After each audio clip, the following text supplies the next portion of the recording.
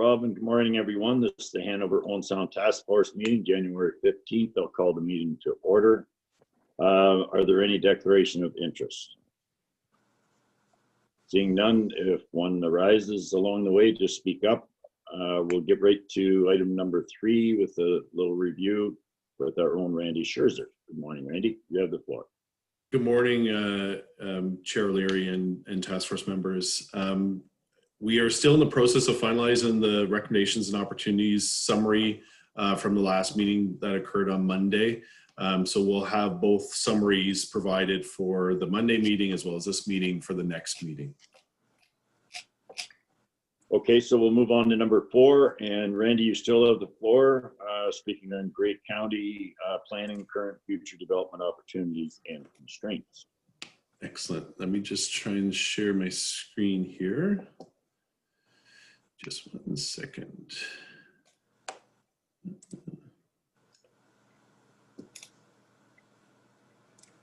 Try that. And okay. I always think when somebody's doing that, I can hear them very softly speaking. I'm thinking, are they disarming a bomb or what are they doing? Okay, just pull this wire here. Do I touch this? Do I? Boom!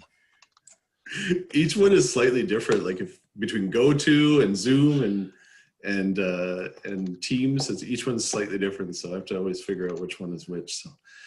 So good morning again, and thanks, Chair Larry, and for the opportunity to provide this presentation. So can everyone see the presentation on the screen? Just to double check. Yeah. Okay, great. So just to give an overview of what we're hoping to present here today. So we thought we would give a quick overview of the policy framework that guides growth and development in the province and throughout the county, to provide a quick overview of the existing approval process and who approves what when it comes to development, provide some countywide development statistics and growth projections, including some preliminary results we've received from Hempson, who is currently working on the county's growth management study update, identify some potential development constraints, and provide a list of opportunities and initiatives for encouraging sustainable growth and development. I should also mention that we are experiencing some internet challenges here this morning in our household.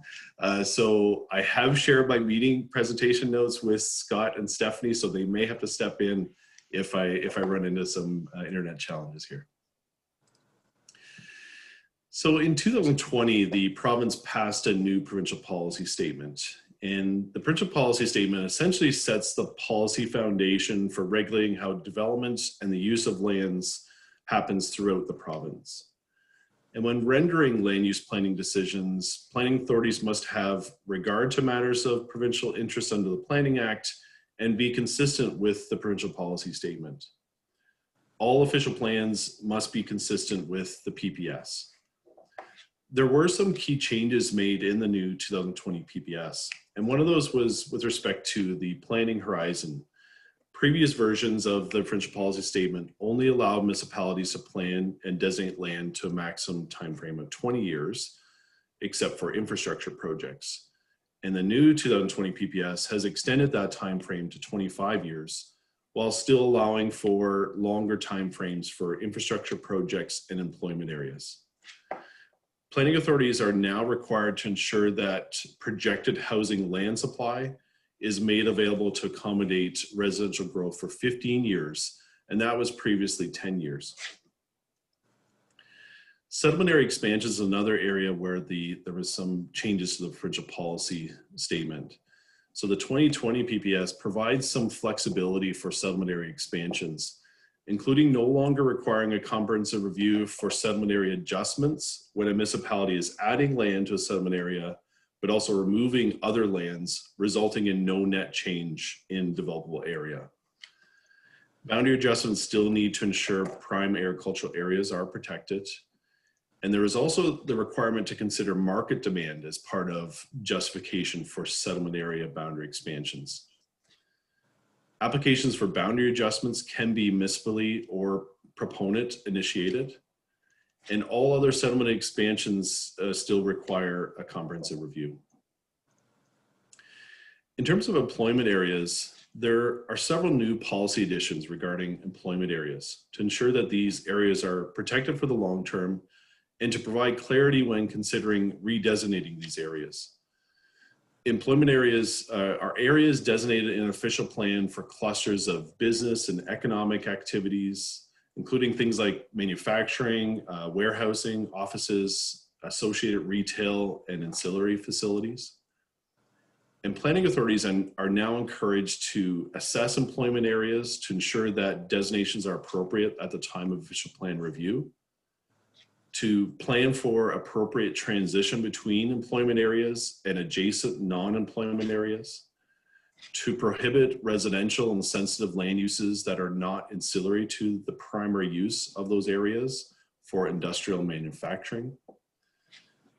Lands within employment areas can be converted to a designation that permits non-employment uses without a comprehensive review, provided the area has not been identified as provincially significant or regionally significant, that there is an identified need, and that the proposed uses will not impact the overall employment area, and that there's existing and planned infrastructure and public service facilities are available. There were also amendments and additions intended to protect what's called the long-term viability of major facilities. So these are things like airports, manufacturing uses, transportation infrastructure and corridors, and waste management systems, as well as industrial sites. There's also been a number of changes in the past couple of years to various pieces of legislation that relate to the development process, including the Planning Act, Development Charges Act, the Conservation Authorities Act, the Endangered Species Act, and the LPAT Act, just to name a few. That's kept staff pretty busy in terms of reviewing all those different pieces of legislation for sure. In terms of county policies, so the county official plan known as Recolor Gray was approved by the province in 2019. And the county official plan does include minimum density policies for primary settlement areas. So for Owen Sound and Hanover, the minimum development density for new development is 25 units per net hectare. And the density for other primary settlement areas is 20 units per net hectare. The higher minimum density for Owen Sound and Hanover is to recognize the importance of these two settlement areas as regional hubs that contain a number of public services and facilities. There are regional commercial areas. They have recreational facilities as well that serve, all those facilities serve a wider population beyond city and town limits. In terms of net hectare, because the minimum density is based on net hectare, this means the total number of residential units per hectare, but excludes things like roads, school sites, parks, commercial sites, stormwater management ponds, and hazard lands, for example, or otherwise undevelopable for environmental protection reasons. So those are netted out, and we're just then left with what lands are then available for actual development.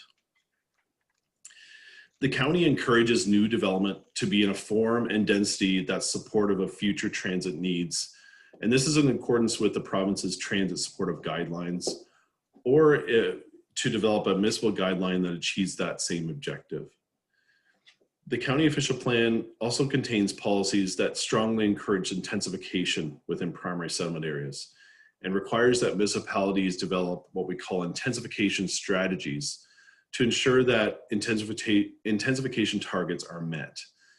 And intensification strategies should enable things like brownfield redevelopment, as of right permissions for second units, the development of vacant and underutilized lots, as well as the expansion or conversion of existing buildings.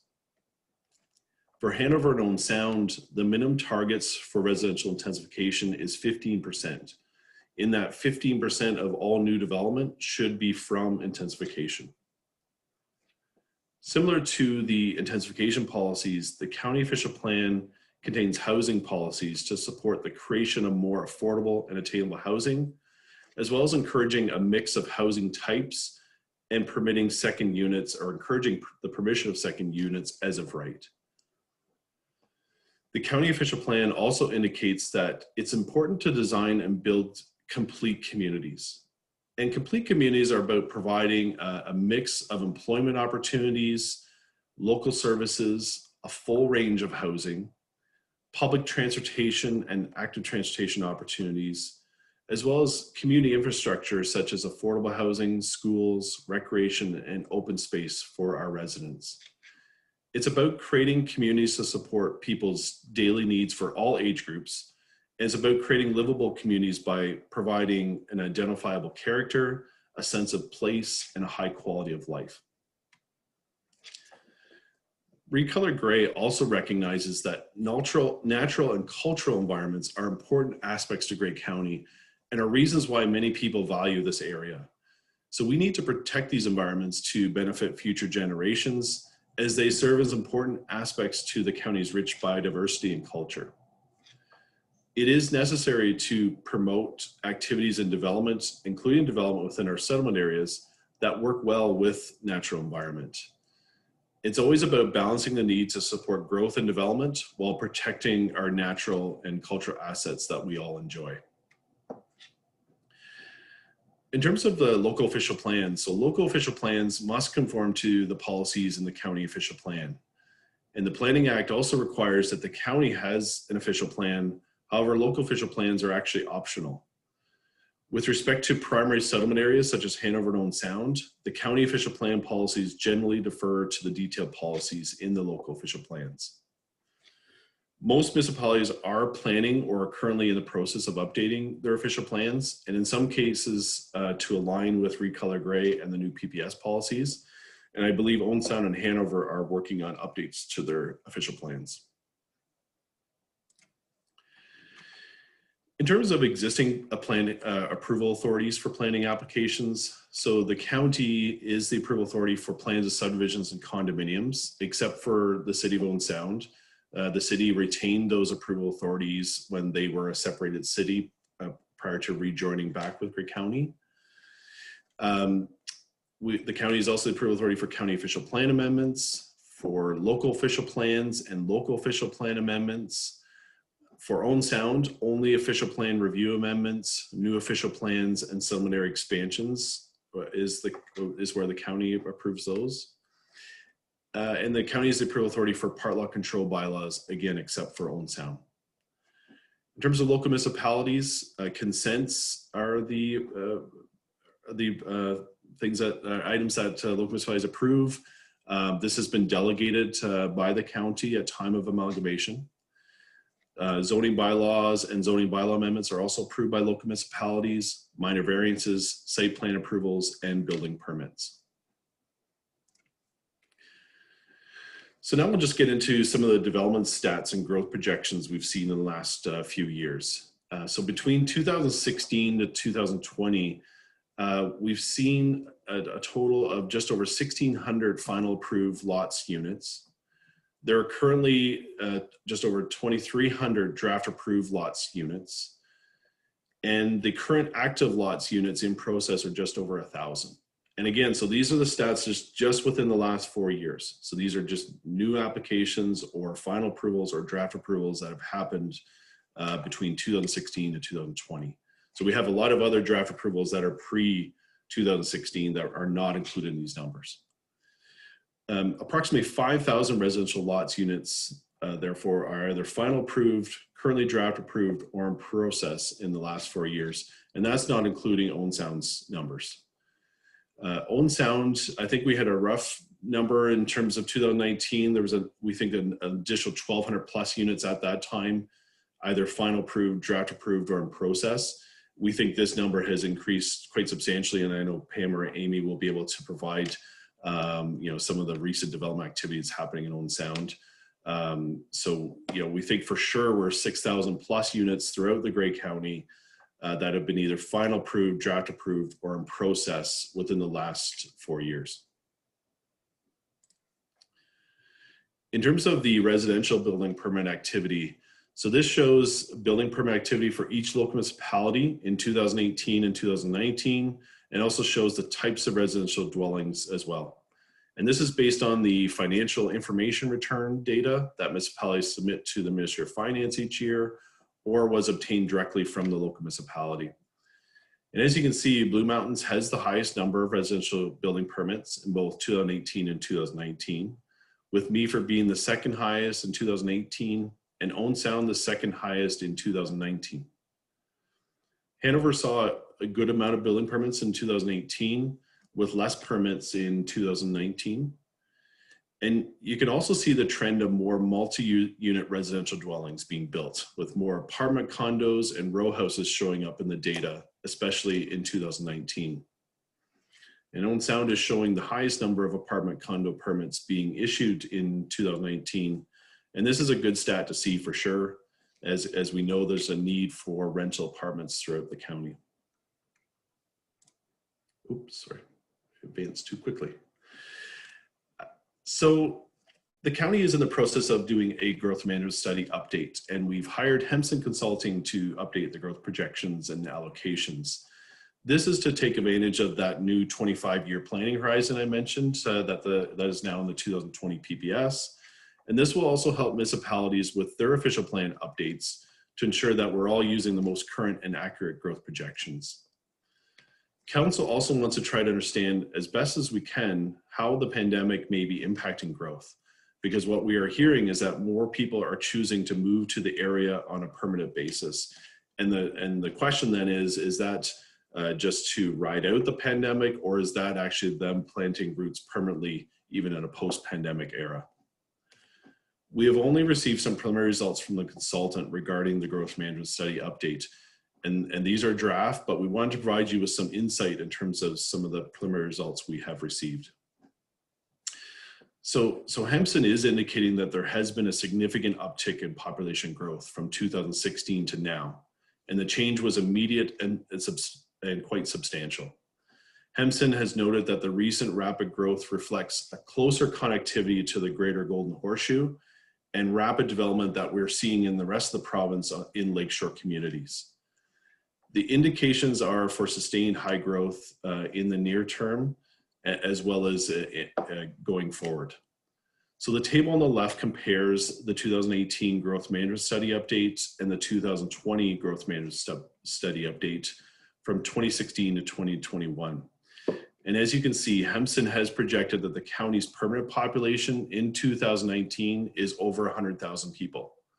And the projections in 2021 are 102,440 people, which is an additional 3,360 people that was previously being projected in 2018. The table on the right shows the household forecast, and between 2016 and 2021, Hempson is projecting that there has been an additional 3,340 permanent households. Mr. Chair? Yes, sir. Go ahead, Brian. Can we ask questions as we go here, or what would you prefer? Sure, go ahead. Randy, if you could go back to that previous screen, please. Yep. Thank you. How does Hempson, and if you could give a real high level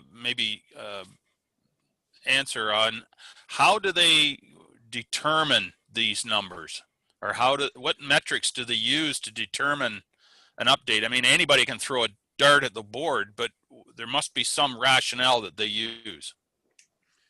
Yeah, there's a number of factors, and Hempson will be able to explain this much better once they've completed the study and present. But my understanding is they look at things like previous building permit activity. So the recent uptick and update is based on actual permit data and stats that we have seen the last couple of years, which I previously showed in that one slide. There's been quite a bit of building permit activity, so that has a factor obviously in terms of not only the current estimates but the projections going forward in terms of whether or not that's going to be sustained. They obviously look at the demographics too in terms of and I'll get into this in a little bit too, in terms of even though we have an aging population still, they're still projecting that we'll have a fairly steady amount of growth over the next 25 plus years. So because you're factoring into things like birth and mortality rates as part of this permanent population projections as well. So despite even having still fairly low birth rates and higher mortality rates, they're still projecting an increase in population. And primarily that's being driven by migration to the area. people coming to this area, whether it be retirees or other families, just wanting to have the benefits of the natural assets that I talked about earlier, as well as other assets that we have here in the county that people are wanting to enjoy. So there's a number of factors. They've also factored in employment forecasts. So they're as part of this overall population, and they look at a number of different data sets. One that I'll show you in comparison to the Ministry of Finance is projecting very similar projections for our area. Those were just released last year. I think there's, they pretty much align with what Hempson is now projecting and what Ministry of Finance is projecting. And in speaking with Hempson has also helped the Ministry of Finance with those projections. So it's not a surprise that the two should at least align, because they're using the same data sources to determine these projections. Great. Okay, thank you. No problem. Mr. Chairman, if I might. Sure, go ahead, Warden Hicks. If we can go back to the slide just before that one. Yeah. So if we look closely, we'll see that they're not comparable. So in other words, if you look to the left of each chart, you'll see that one chart goes to 200 and the other one goes to 350.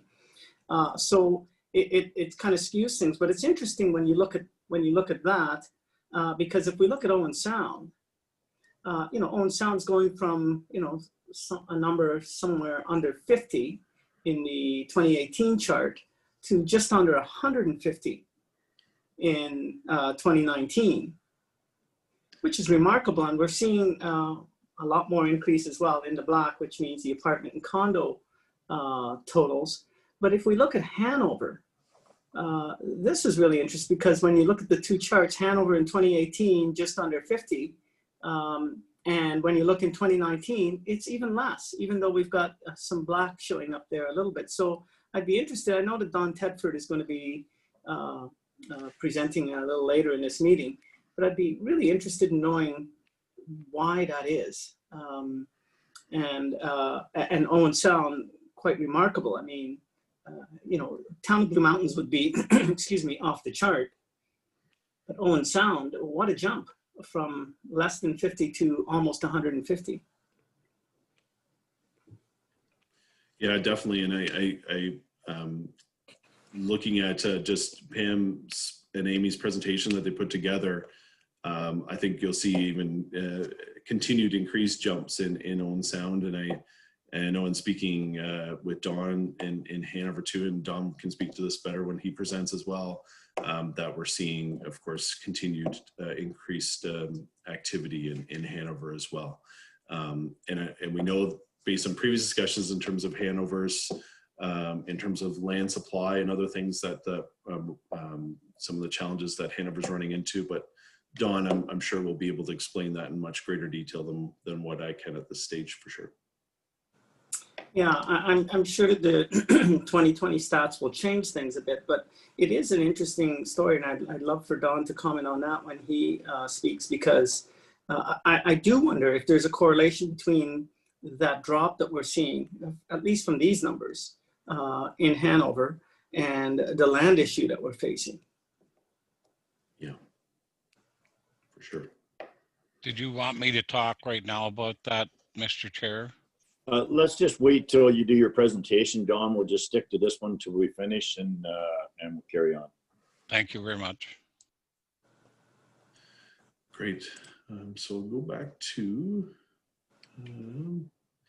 so this is the next slide here. So this is, Hempson has provided household projections based on type of dwellings. And this is influenced by market trends, housing preference by the age of our population, as well as planning policy has an influence over what we will see in terms of the types of housing.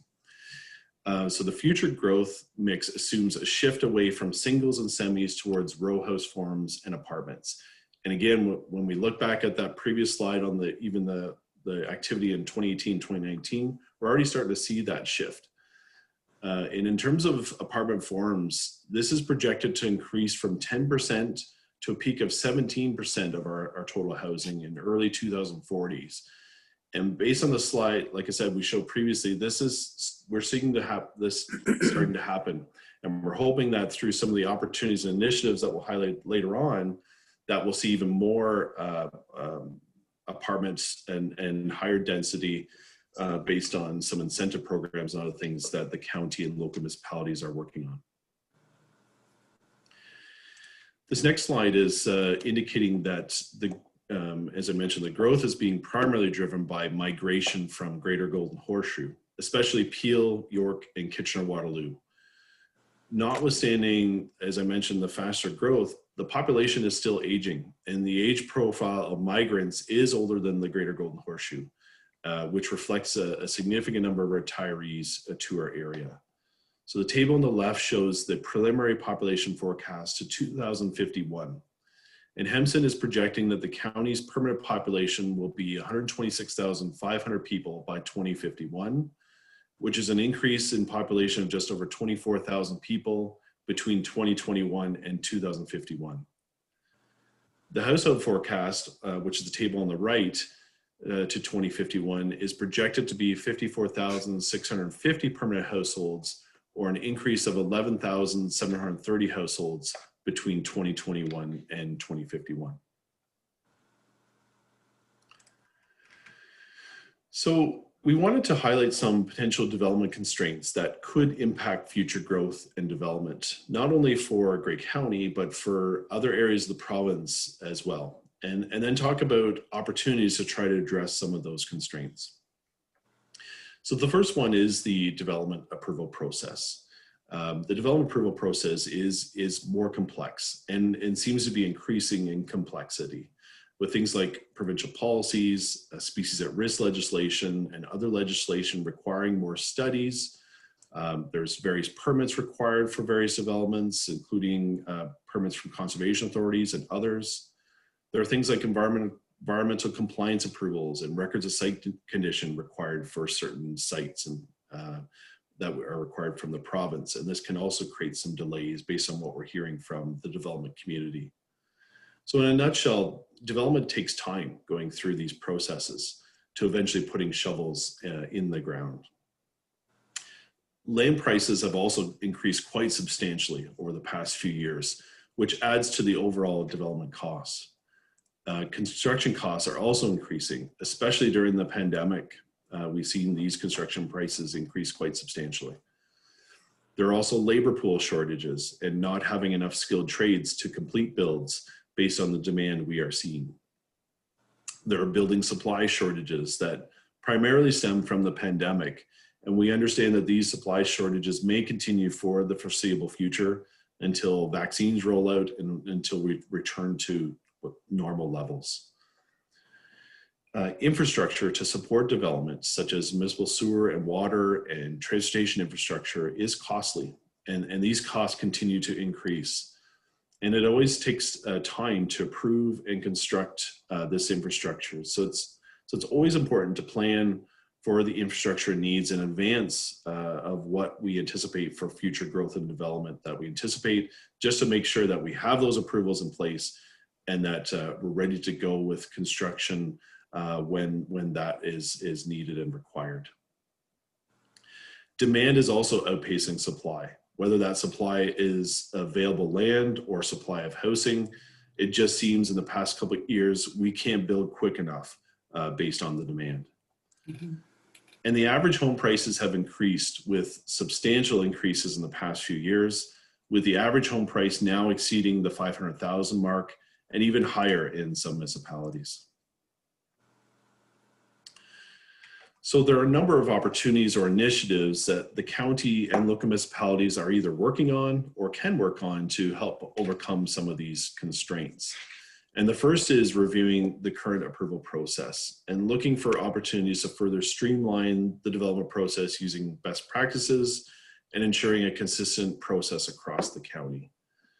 The county has also received a request from the Town of Blue Mountains to delegate approval authority for plans of subdivisions and condominiums and part lot control bylaws, which county staff are currently researching. We've also engaged counselors, developers, consultants, and local municipal staff not only to get their input on planning delegations, but how we can further improve the planning process overall. There have also been a number of process adaptations that we've done, primarily due to the pandemic, that has resulted in improvements to the planning process. For example, the county now only accepts digital application submissions. So this saves developers and consultants both time and money and helps to reduce the amount of paper we consume and store. The county has also created fillable application forms, making it easier for consultants to complete applications. We have also gone to electronic public meetings, and this has saved time and money for everyone and has allowed for more public engagement as people are finding it easier to connect to a public meeting from either their home or place of work versus having to travel and potentially take time off work to attend. Encouraging things like secondary units or secondary suites as of right is another opportunity to encourage more affordable and attainable housing in our communities and to help achieve that further intensification that we talked about earlier. This also helps people enter into the market by helping to offset their mortgage costs by renting out an apartment in their, say, their basement or an attached addition to their house, or even in a detached structure. Another opportunity is offering incentives to encourage the types of development we want to see happen in our communities, such as the community improvement plan programs and development charge exemptions for rental housing and nonprofit housing that County Council approved yesterday, in fact. The county is also proposing a housekeeping amendment to the county official plan this year. So there's an opportunity to revisit some of the policies and to revise policies that may not be working as originally intended. The Affordable Housing Task Force has also developed an action plan that staff are in the process of implementing, and this will create more affordable housing as well as more attainable housing throughout the county. Because in order for an affordable housing project to be viable, we think it needs to contain a mixture of affordable and attainable units in order to be a viable project. County staff are also in the process of reviewing older plans of subdivisions and condominiums, and we're working with our legal staff to determine next steps for some of these really old plans. And in terms of really old plans, we're talking some cases 70s, 80s, and 90s in terms of these plans. So these could include options of potentially withdrawing draft approval for some of these older plans or attaching lapse dates, as well as working with those new existing landowners that may not even know they have a draft approved plan on their property to see if we can update those plans to better align with the community's vision and with the updated provincial policy framework. The county is also in the process of creating a climate change action plan, and there could be a number of strategies and actions that will encourage sustainable growth and development to help reduce our greenhouse gas emissions locally. Other opportunities initiatives, we've got the cycling trails master plans recently completed, which helps to encourage and support more active transportation infrastructure. Our transportation service department is looking at the connecting links and updating transportation policies. We've got the gray transit route, or GTR, which is allowing more people to connect to various communities for various needs. We've got a DC background study update that the county is planning in this year, and we'll be able to explore new eligible services that are now included in the Development Charges Act, including housing services and long-term care. There's the age-friendly community strategy that we are planning to commence later this year. There is the Living on Main Street document that Scott presented to Committee of the Whole yesterday that was recently completed by master's students from the University of Toronto. Looking at downtown revitalization and opportunities to support maybe more housing in our downtown cores. There is the Grey Bruce Local Immigration Partnership that our economic development staff are working on to support newcomers to Grey County. There is the Municipal and Growth Boundaries Planning Initiative that Council has directed staff to further research to facilitate expansions of settlement areas that are adjacent to neighboring municipalities, and that will create what we're calling those win-win situations. There is the business attraction and retention initiatives that is being worked on by our economic development working group, which includes reps from each of our local municipalities. And there is that growth management study update, which we highlighted previously. So this slide here just shows an example of the incentives that the county and local municipalities are working on through our community improvement plans to encourage the types of development we want to see in our communities. And incentives can include everything from tax increment grants, permanent application fee exemptions, development charge exemptions and deferrals, and surplus lands. And when you start stacking these incentives, this is where they can add up to quite substantial savings. So this is a scenario or an example where we have a 60-unit apartment building in Owen Sound. The total construction cost is just over $10 million. When you look at exemptions of both the city and county development charge, for example, that could add up to a savings of over $500,000. Assuming that the land cost is $400,000, and say if the county or the city owned that land and could offer that as surplus through a CIP incentive, the total potential savings could add up to close to $1 million in this scenario or this example when you start stacking some of these various incentives. So that concludes my presentation, and we'd be happy to take any questions that the task force may have. Thanks for that, Randy. Great presentation. I always wonder about the trends in terms of, you know, it seems to have happened so fast that Orangeville was busting at the seams, and then it's Shelburne, and now the housing that's going up in Dundalk. I guess you could say the same thing in Saugeen Shores and Blue Mountains. Is that trend going to keep coming our way to the point where we're no longer saying that this is just a retirement area? And also, maybe you could comment on what's the pandemic going to do? Is that going to force people this way or force them into maybe spreading out a little more?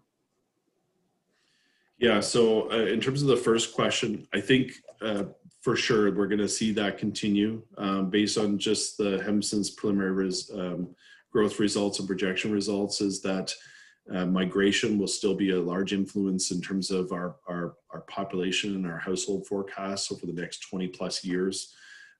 We're seeing that still happen in a number of our communities. We're seeing it in Hanover, parts of Durham, Markdale, Dundalk. So even as you described, Chair O'Leary, in terms of going up the highways, so to speak, we're seeing that continue. Especially and going back to, I guess, into the second part of the question, in terms of the pandemic, I think as employers, allowing for further opportunities to be able to work from home, people then are able to then choose where they want to live. So if they want to live in a place where that offers great opportunities, recreational opportunities, hiking, biking, whatever it might be, they may choose those areas over being in GTA, for example. So I think we'll still see that trend for sure continue. The question still remains is whether or not the recent influx that we've seen, and whether or not if some have some seasonal homes here and they've moved here to either ride out the pandemic, the question still remains is whether or not that they are wanting to continue to stay here. Have they sold their place in GTA, and have they planted roots permanently in this area? That still remains a bit of a question mark. Hempson's still looking into various data sets to try to answer that as best as they can. So we hope to have some further results from Hempson on to help answer that second part of your question. But based on the preliminary results we've seen, we think that migration out of GTA, Kitchener-Waterloo, Guelph areas will continue based on the growth projections that Hempson is putting forward. Okay, thank you for that. Any other questions for Randy? Gordon Hicks. So, you know, it's interesting to talk about this growth that's happening, and I think we can project out fairly reasonably that as that growth happens, there's going to be increased pressure on primary settlement areas like Owen Sound and Hanover. But just commenting, you know, we've got as a county several initiatives on the go, and it's nice to have, you know, these initiatives listed out on 2 pages. And I look at it and I think, man, we've got a lot happening. But for me, it's beginning to connect, almost like there could be a grandmaster puppeteer out there who says, you know, these things are connected. So the growth issues are connected to the affordable housing issue. So here we are at the Hanover Owen Sound Task Force talking about affordable housing, and then we see climate change playing a role in there as well. We have a climate change task force. So, you know, should we be looking at this development and thinking about opportunities around, you know, if we are going to be renovating our housing stock, should it be with climate change initiatives in mind? Should we be putting in policies around anything new, having to meet certain targets? So I'm really impressed, to be honest, with just how much we are doing as a county, and I'm just so proud of when I see it listed out like this. We're doing a lot. It doesn't mean that there isn't still much to be done, but this growth, I think the bottom line, it's going to put some pressures on our primary settlement areas for sure. Yeah, I couldn't agree more, and I agree. Like just being involved in some of the discussions with the Hanover Inn Sound Task Force, it's been eye-opening for myself, as well as I'm sure the other task force members, and how it's all connected and interrelated. And I agree. I think there's a number of initiatives and opportunities that that we're working on, and which is great. But we, you know, we can't then. It's almost stepping back and taking a look at, okay, these matters that we've been discussing with this task force, they're all connected, they're all interrelated. Are there gaps in some areas that we're looking at in terms of these opportunities, initiatives? Are there other things that we can do both collectively between the county and local municipalities to try to address some of those other challenges that this task force has talked about? So I agree. I think there's a lot on the go, and there's a lot of great things that are happening. And then I think just based on the discussions from this task force, which will work its way into that final report in terms of other opportunities, or continuing with some of these existing initiatives, but maybe tweaking them slightly to make sure that we're addressing some of those other challenges that we've heard from a number of organizations through this task force. So I'm excited for the final report. Staff have started to talk about it, and luckily, you know, we've kept the recommendation opportunities tracking that throughout. But it's going to be a daunting task to that final report, just because so many different challenges and opportunities, and then it's a matter of them prioritizing what council wants us to try to tackle, as well as with local municipalities, and how we can collectively work on trying to address some of those challenges. I don't know if others have anything further on that, but they're definitely all. It's amazing how they're all connected and interrelated for sure. Councillor Milne. Thank you, Mr. Chair. And I guess, Randy, a concern in seeing those growth numbers, a concern I'm starting to hear from some people, and it's not loud, but I'm starting to hear it from some people, is a concern that what we're trying to do is recreate GTA here. You look at the style of some of the subdivisions, the density and so on, and I fully understand the reasons why we want that density, but some people are starting to have a concern that all we're trying to do is replicate the GTA here, and it's not gonna look pretty in about 10 years from now. I wondered if you could comment or talk to that concern a little bit, please. It's a great point. And I think this goes back to some of the new policies we included as part of the new official plan in terms of complete communities. So we don't want to just create bedroom communities. We don't want to just create a cookie cutter subdivisions and development. We need to create that sense of character, that sense of place, and it's going to come through design guidelines and other things that we want to. And it could vary, it could vary for what it looks like in Dundalk compared to what it looks like in Hanover, compared to what it looks like in Owen Sound and Blue Mountains. The nice thing is that we have such a wide variety of different types of municipalities, and the culture and a wide variety of culture, as well as, just we have recreational areas, we have settlement areas, we have agricultural historical communities.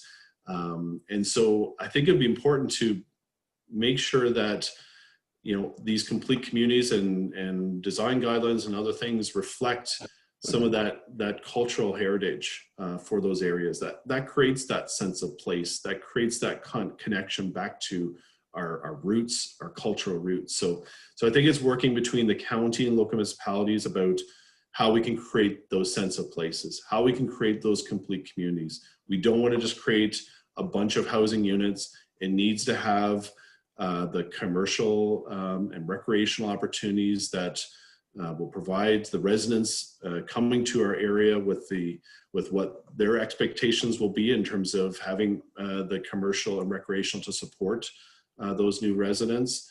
And so it's working with also the people that are moving to our area. What are their expectations? And then coming up and designing what we're calling those complete communities.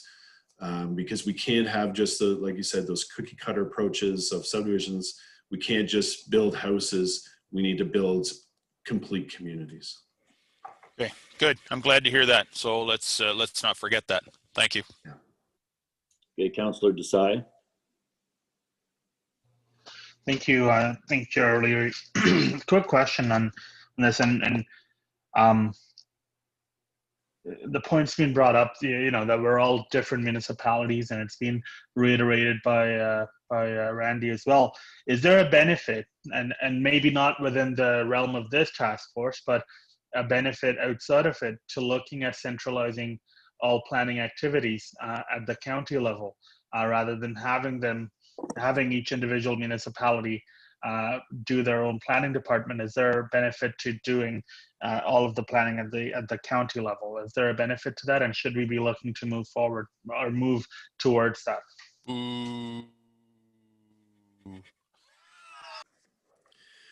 Yeah, I don't know if I can fully comment on that at this time. I think there's benefits to working collectively between county and local municipal staff, and I think we've seen the benefits of just some of those initiatives that we just highlight of working collectively. I think because there are some unique situations, I guess, amongst the municipalities, it may be challenging to try to address all those different unique challenges across the municipalities. So to me, I think there's still a need for having a county and local function. And it's just, I think, looking for those opportunities in terms of how we can further work better together would be my first starting point, or my first recommendation, I guess, would be. I can't speak on behalf of Owen Sound or Hanover staff on this call, but I think that's where we would be leaning towards. I think there's opportunities, because I think some of the, we always talk about ECDEV. I think Savannah always described as boots on the ground, right? So the county, I think we can provide that perspective of county-wide and helping support county-wide initiatives, but allowing some, flexibility so that some local municipalities can adapt it to their unique situations and to their unique municipalities. So, and so the local staff can then, obviously, because they're the boots on the ground, so to speak, and closer to the ground, and working with those in terms of issuing building permits and other things like that. I think, like I said, I think there's benefits of having both a county and a local planning representation, and it's just a matter of collectively working together to address some of the challenges that this task force has talked about, as well as other opportunities and initiatives that we can work together on collectively. Sorry, that's a long-winded, awkward response of question that's very difficult and challenging, as you can well imagine. Well, compared to the question. Well, I was going to say we should get moving on here, but I did want to give Brian an opportunity, just to be fair. Did you ever come back for that? You just flat out don't have any interest in that. Okay, we're all right. Okay, let's move on to item Mr. Chair? Yep. Sorry, I will note that Brian Tasheri has his hand up for a question. Okay, Brian, go ahead. Thank you, Mr. Chair. During Randy's presentation, he mentioned that Hanover and Owen Sound have higher density requirements because our services, or because we have additional services or more services in these two municipalities. I wonder if he could elaborate a little bit on that correlation. Yeah, and I think this has just been highlighted even further with respect to some of the presentations that we've received through various organizations in terms of, a lot of the public services and facilities that people require are located in Owen Sound and Hanover. And as a result, there's some challenges and pressures that come along with providing some of those services and facilities, both in Owen Sound and Hanover. I think it's, to recognize that those Owen Sound and Hanover are, regional growth centers. They're the key regional growth centers for not only Grey County, but as well as parts of Bruce County, because we know in terms of Hanover, we've heard that there's a lot of people that live in Bruce County, but travel to Hanover for work, and vice versa, right? So we know that those two settlement areas for sure have a lot of those public services facilities, and as a result, in terms of looking at a higher density of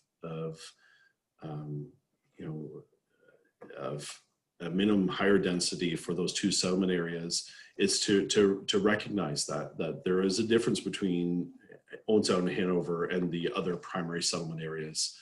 Will that change? That could change for sure. As we talked about, we're starting to see a lot more development and growth in Dundalk, for example. And as Dundalk continues to grow, and going back to that complete communities, will we see the need to have some more public services facilities in a settlement area like Dundalk? And therefore, do we need to revisit Dundalk as another regional hub, not just, again, for Grey County, but we're starting to see more people even from GTA and from Dufferin County and others moving into the Dundalk area. So yeah, I think that could change, but that's primarily to recognize Owen Sound and Hanover as being slightly different than the other primary settlement areas. And as I mentioned, I think that's just been reinforced through the presentations that we've received through the organizations through this task force. So it is something that we're willing to look at and revisit. I think even the 25 units per hectare was something that was recommended previously by I think Hanover mayor councillors at the time when we were looking at these density policies back, I want to say it was 2010 or earlier. So it is something that we can definitely have some further discussions on. As I mentioned, we're doing a housekeeping amendment this year. So it's something that we're willing to have further discussions with Owen Sound, Hanover, as well as others in terms of those minimum density target and requirements. Okay, thanks, Randy. Madam Clerk, we're okay to move on here. Are there any other questions? No, sir. You're good to go. Okay, we'll move to item B and move on to Owen Sound.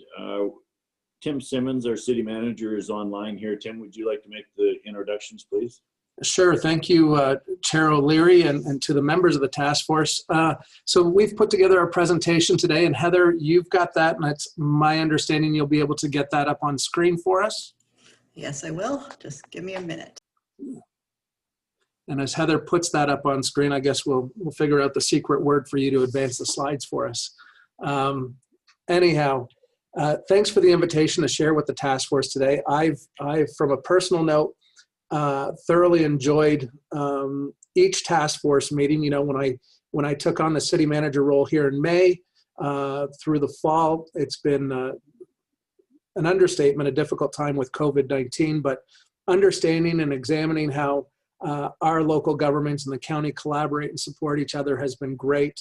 And I think the conversation leading into this Owen Sound presentation really has sort of hit the notes completely, that we certainly can accomplish a lot more when we have a common purpose and can work together. And I applaud the county council for striking this task force, for looking at both Hanover and Owen Sound and how we all collaborate together, because actions and information and decisions made at the local level have impacts to our partners, and sometimes they're known up front, and other times they're really, the impacts are unintended sometimes, and sometimes can be negative. So having a good communication line really helps a lot.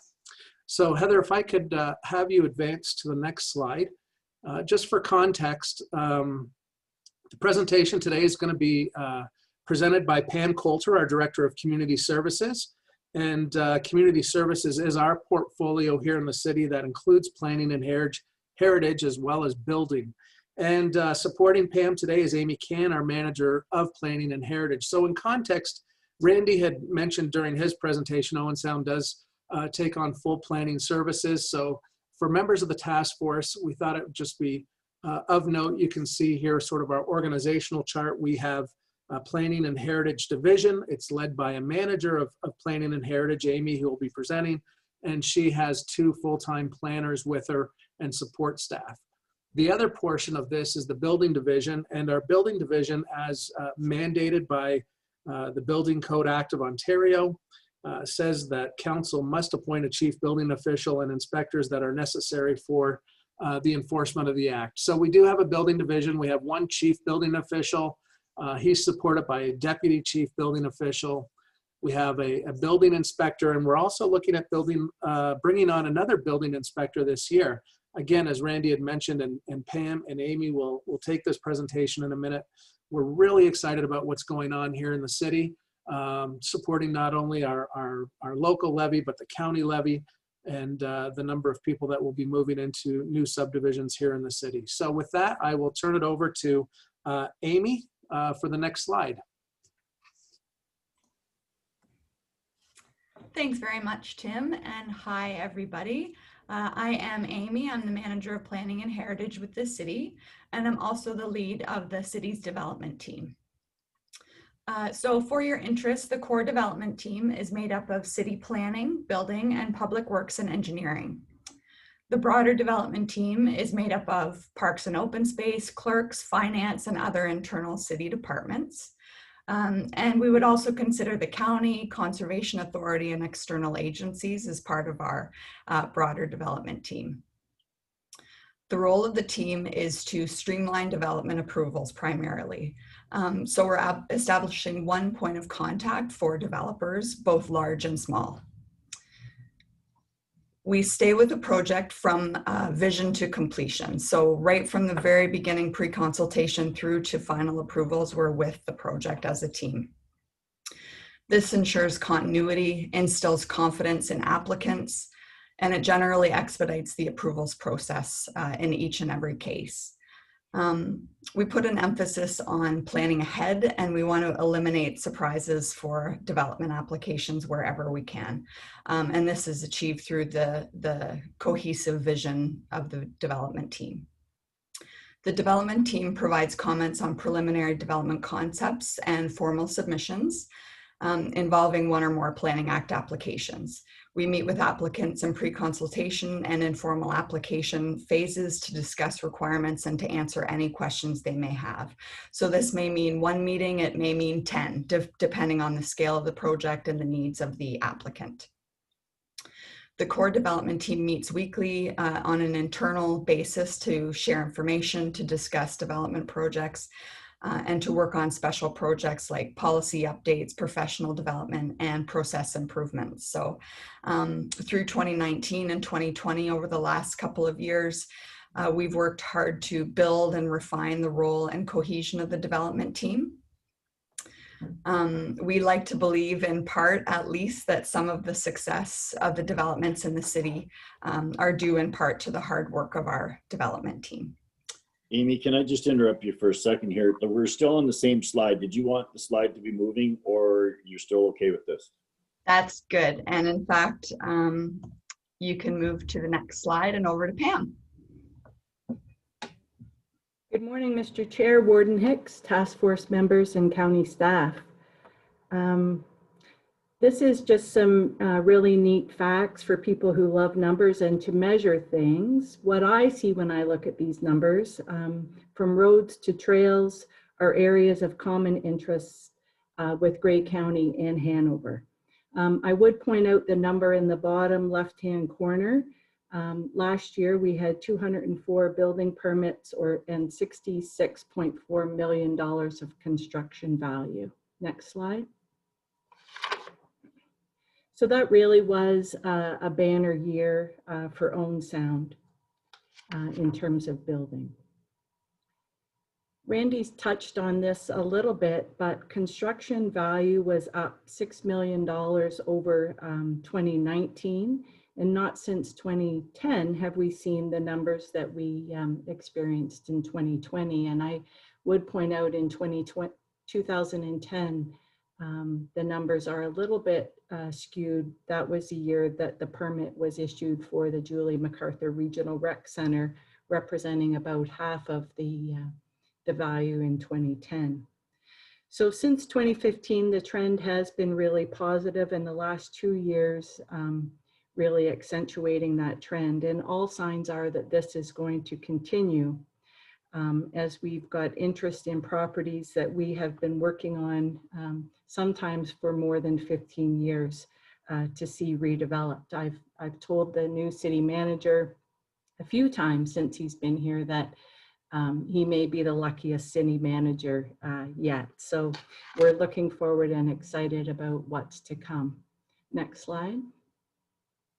This slide just shows sort of a breakdown of last year's permits, and it's heavily weighted in that institutional category, which is the dark blue with $40 million of permits.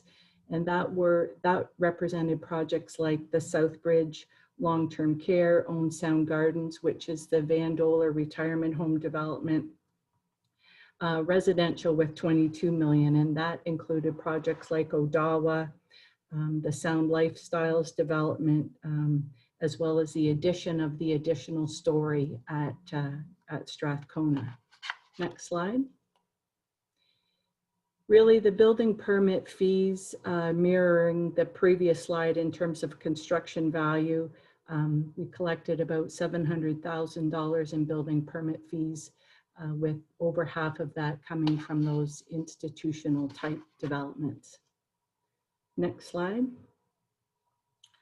One of the significant strategic priorities of council has been residential growth, and we had permits for 119 new units in 2020 and 145 the year before. These numbers, and I think one of the members had mentioned early on, I think Warden Hicks, that what we're seeing in Owen Sound in 2019 and 2020 far exceeded the previous 5 years. So certainly a new trend and a positive trend for the city. Next slide. The decision by council to initiate the municipal class environmental assessment and the servicing of the Sydenham Heights planning area has been critical in the new growth that we're experiencing. These are lands, I would note, that were annexed from the township of Sydenham in the 1980s to facilitate the construction of Graeber's Health Services. So this area is certainly the focus for much of the newer greenfield development. And the city front-ended about $2 million in costs to service these lands with sanitary and water. And these costs will be recovered through an area-specific development charge relating to the Sydenham Heights area. Next slide. So you'll see that this decision is really just starting to gain momentum as we head into 2021. And here you can see The top left is the Van Doler plan of subdivision. The one immediately east of the hospital lands we call the Bremont subdivision, and then south of 8th Street, we've got the Red Hawk development. So things are really gaining momentum in the Sydenham Heights area. Next slide, and over to Amy. Thanks very much. So I'm going to go through some key, primarily residential developments for the task force interests here. So first of all, we have the recently approved Odawa Heights apartment building. And this project represents the build out of the Owen Sound Housing Company's Odawa Heights development on 9th Avenue East here in the city. The recently approved apartment has 60 units, and the development has a total of 96 purpose-built affordable rental units in total. So as you likely know, the Owen Sound Housing Company is an important partner in providing affordable housing in this city, in this community. Next slide, please. So next we see the ANPET residential subdivision, as we call it, also known as the East Court Residences subdivision. This project was approved in 2020, and the subdivision will contain approximately 331 units in a mix of apartments, singles, semis, and townhouses. We also have Block 7, which you see the rendering here on the screen. That Block 7 contains a 126 unit rental retirement home for seniors. So that's a pretty exciting development, approved in 2020, as I noted, and construction is underway. Next slide, please. So also in that ANPET residential subdivision, we have what we currently call Block 3. So this is proposed to contain a 16 unit cluster townhouse development. And it's currently still in the planning approvals phase, but is anticipated to be a purpose-built rental development. Next slide. The Southbridge Long-Term Care Facility is also in the Sydenham Heights planning area that Pam spoke about earlier. It's adjacent to the ANPET subdivision, and this long-term care facility has 160 provincially licensed long-term care beds. So this is a great addition to the city's collection of residential units. Construction has begun for this development as well. Next slide, please. On 16th Avenue, adjacent to Southbridge, we have the Grey Bruce Vet Clinic, just an example of a greenfield development, a small commercial development here in the city. So nice to see some infill happening in 2020 as well. Next slide. As you likely know, heritage planning is an important part of the city's land use planning program. We work hard to preserve and celebrate our history here in the city, and we do believe that this uniqueness is important for our placemaking efforts. The project you see here, the applicant is proposing to remove the existing 1872 St. Mary's Rectory and replacing it with a new accessible rectory on the same footprint. This redevelopment conserves the historic landmark that is the St. Mary's Sanctuary. You see the spire there in the rendering. The sanctuary is highly visible on the East Hill from many locations in the city. Next slide. So the Gwynnon Apartments is a 3-story, 23-unit built rental project. The project represents redevelopment of the property containing the former Mawikwadong Native Cultural Resource Center on 8th Avenue East. So Mawikwadong did move on to another site, which is important to accommodate their growth and their program. And then we see this site being revitalized. So that's great to see. So of note as well, the quality of this submission by the applicant and the work of the development team meant that this project received council approval within 1 month of formal application. So seeing the development team at work and seeing really great cooperative developers get their projects approved really speedily. So Next slide, Bremont model homes. We do have the Bremont subdivision, which Pam pointed out earlier in that Sydenham Heights planning area. It is going, the subdivision is going through for final approval, but they have made arrangements and secured approvals for 2 model homes on the site. The model homes will be located on future subdivision lots and will ultimately form part of the broader Bremont subdivision project. So you'll be able to see those right from 8th Street. So those will be cool to see go up, hopefully in 2021. Next slide. 2020 saw approvals for the build out of the Heritage Grove Commercial Plaza on the east side of the city. The final phase includes a 100-room hotel and 4 detached commercial buildings containing restaurants and retail uses. So we do have a building permit in for a firehouse sub. So if anybody likes their firehouse sub, then you'll be able to get one and sound here shortly. And we also have, sorry, next slide, please. Approvals are in place for a 7-unit condo townhouse development on 9th Avenue East, just west of Zares.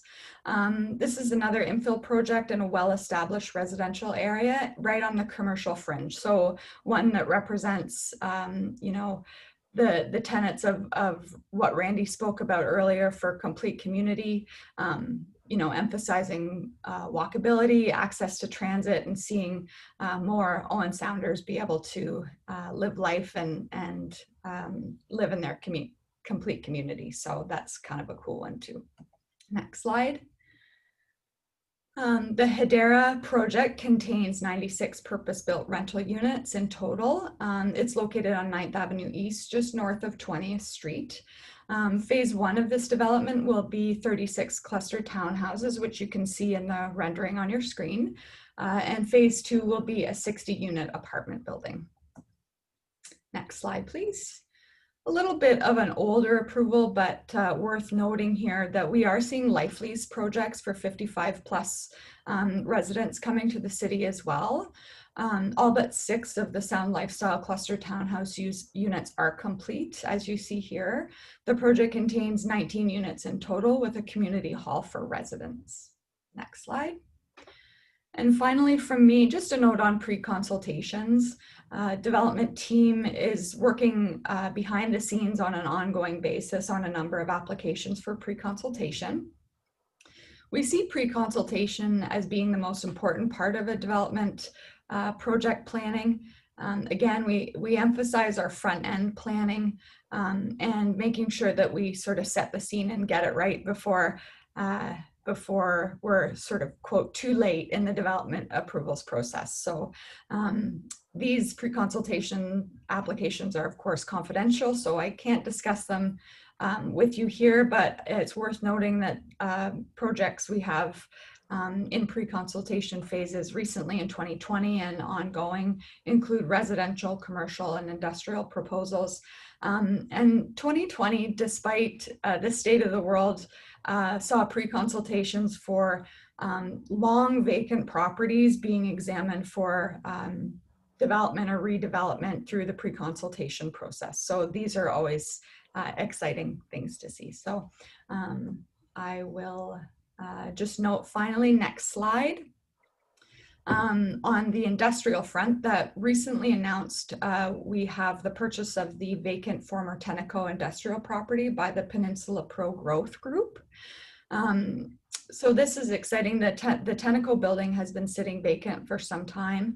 And that building is again getting requests for new tenants. So we do get inquiries for people looking for industrial space.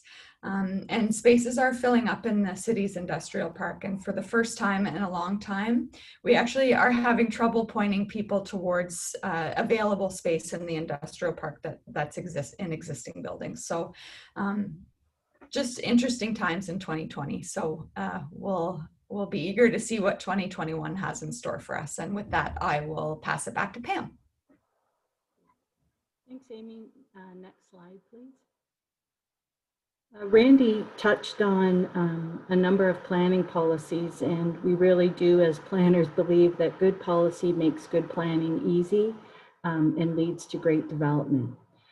In December, the city approved a new community improvement plan. It includes a menu of programs, and one of the main focuses of that community improvement plan update was to bring it into alignment with the county's CIP. So Randy had a slide that sort of showed how we can leverage the county and the city CIP toward a new housing development, and that's really great.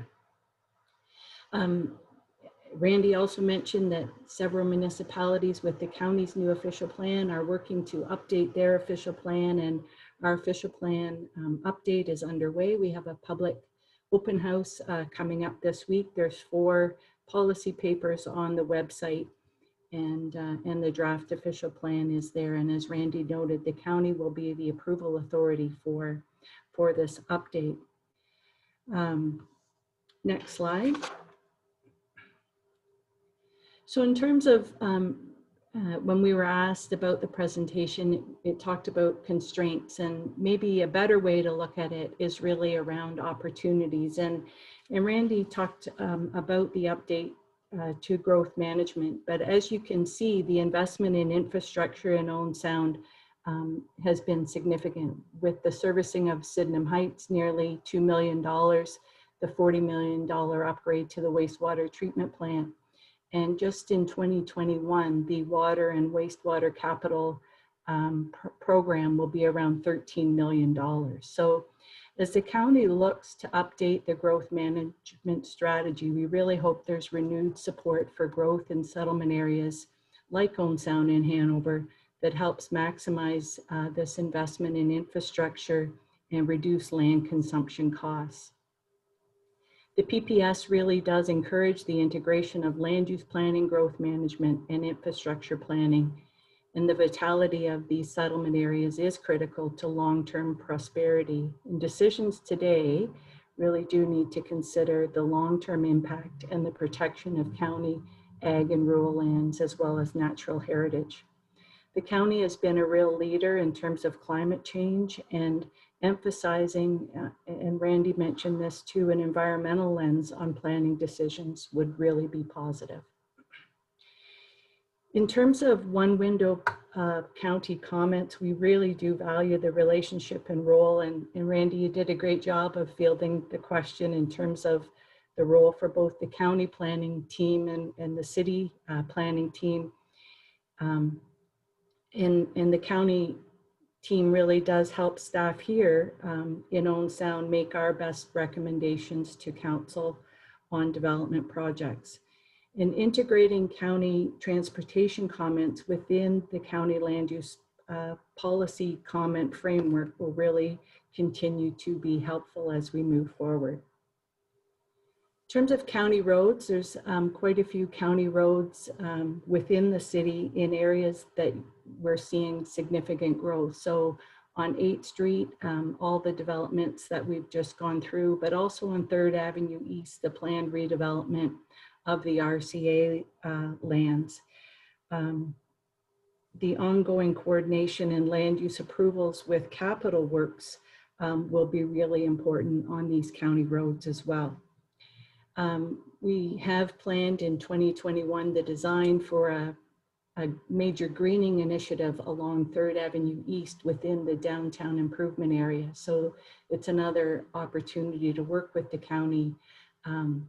When we talk about placemaking, I think this initiative will really be positive for the downtown.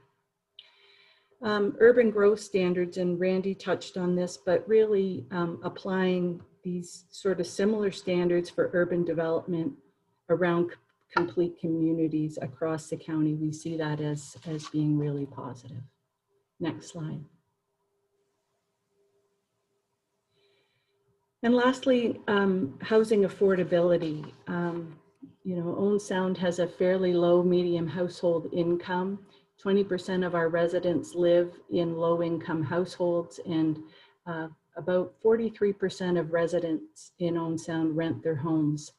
And what we're seeing, and this is pretty new data from the Community Safety and Wellbeing Plan, is 16% of homeowners and 49% of renters spend more than that magical 30% of their income on shelter.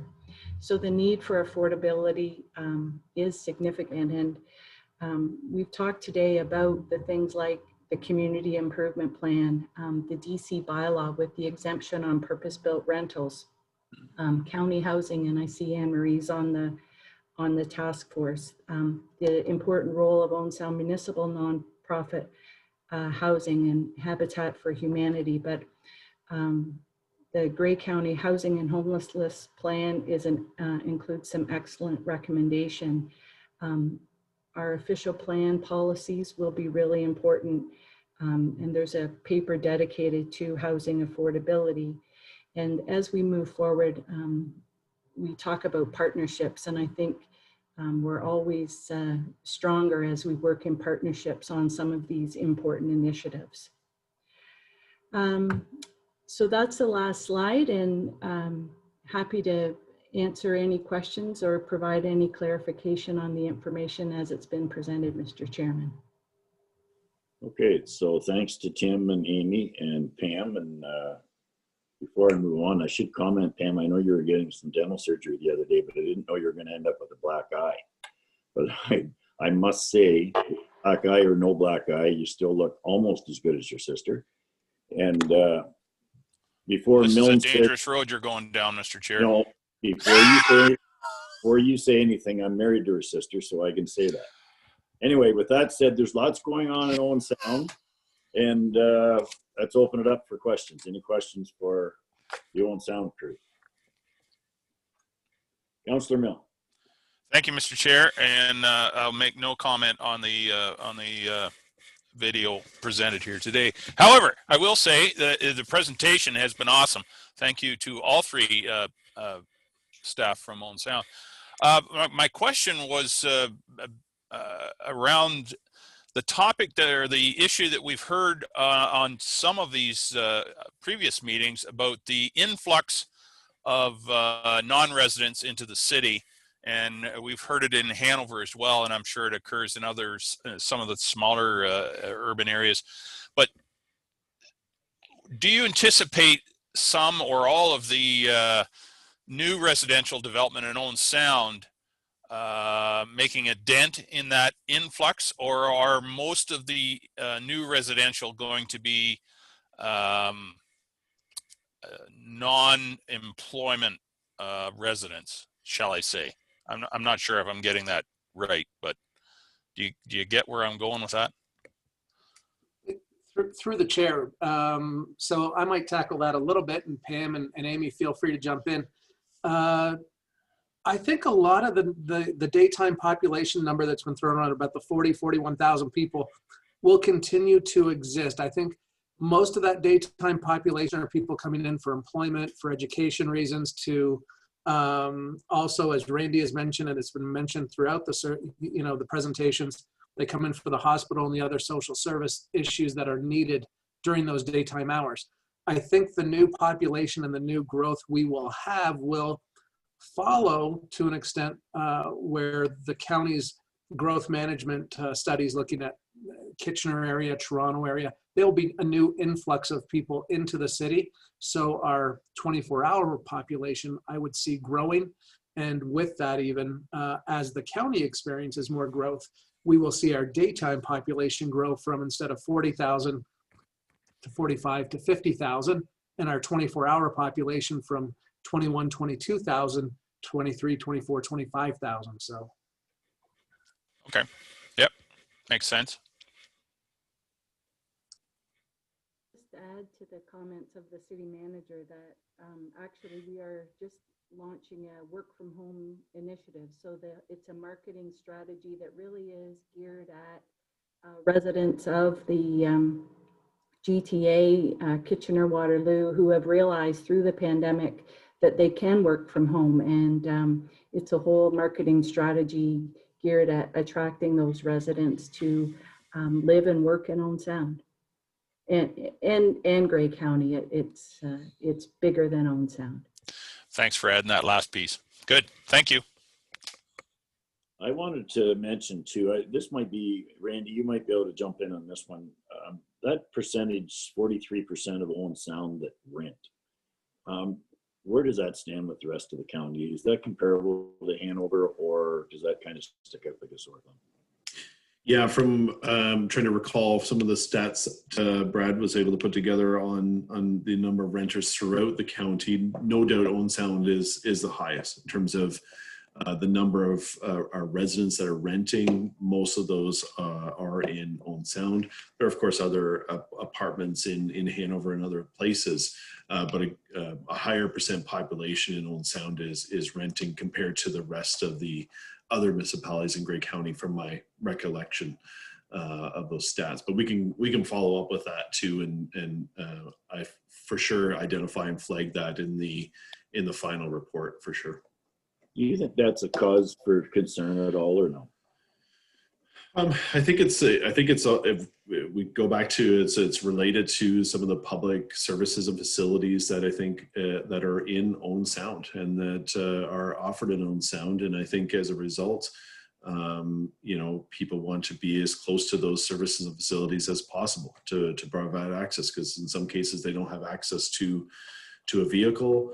And so in terms of trying to keep their cost to a minimum, I think they're looking to Owen Sound. But as we've heard, that there's then some challenges that come with respect to having in terms of some of our residents in a lower income situation. There's other things that we see in terms of, whether they're struggling with mental health challenges, substance and drug abuse, etc. So some of those challenges are somewhat linked as well to all that. So there's challenges and opportunities in terms of we see though that where we have those public service facilities, we want to attract any new affordable housing as close to those services and facilities as possible. Because as I mentioned, in some cases they don't have access to a vehicle. They're relying on public transit or even active transportation to get to those services and facilities. So we want them to be as close to those opportunities as possible. But that, as we heard even on Monday, increases things like police costs. We've heard from mental health organizations that there's increased needs, and from a mental health perspective. And so, like the warden indicated, these are all interconnected and related. And so, how we address some of these challenges going forward, that will have to come out in the final report in terms of those recommendations and opportunities. Okay, any other questions or comments? Warden Hicks. Thank you, Mr. Chair. And I want to thank the staff from Owen Sound for making an excellent presentation. I learned a lot. And there's some exciting things happening in Owen Sound. Great to see. I wondered about infrastructure. I mean, with the growth that you're experiencing, and infrastructure I'm referring to water and sewer, I suppose. Are you in good shape? Or do you anticipate that there will need to be major investment? What is the state of affairs there? Through you, Mr. Chair, both the water and the wastewater treatment plant have significant reserve capacity. So while there is an ongoing need for investment in infrastructure renewal, our core infrastructure has lots of capacity to support the growth being projected in Owen Sound over the next 10 to 15 years. Were you able to hear that? I don't know what Pam's volume seems to be very, very low. The last time it kicked in, did everybody hear that, or did you need her to repeat? Probably. I heard it, but I had to strain to hear it. Right. Okay, any other comments or questions for Owen Sound? Nothing there, Madam Clerk? No, sir. Okay, let's move on then to Hanover. And from Hanover, we have Deputy CBO Brenda Getz and Director of Development and Chief Building Official Don Tedford. Good morning, Don. You have the floor.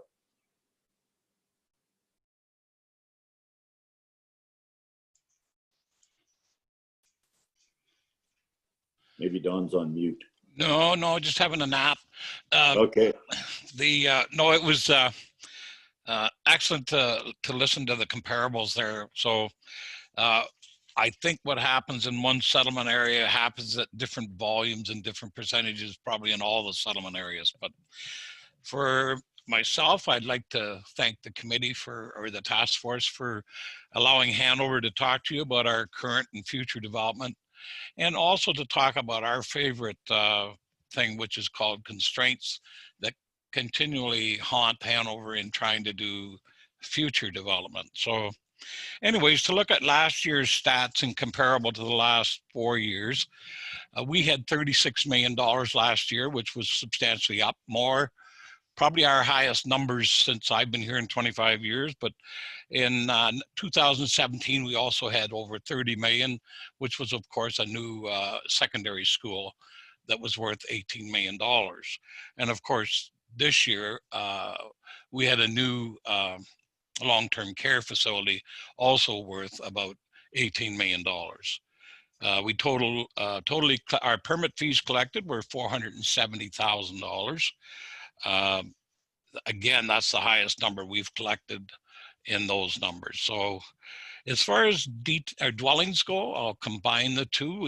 Our total number of new dwellings is 60, of which 28 were singles and 32 were either towns or semis.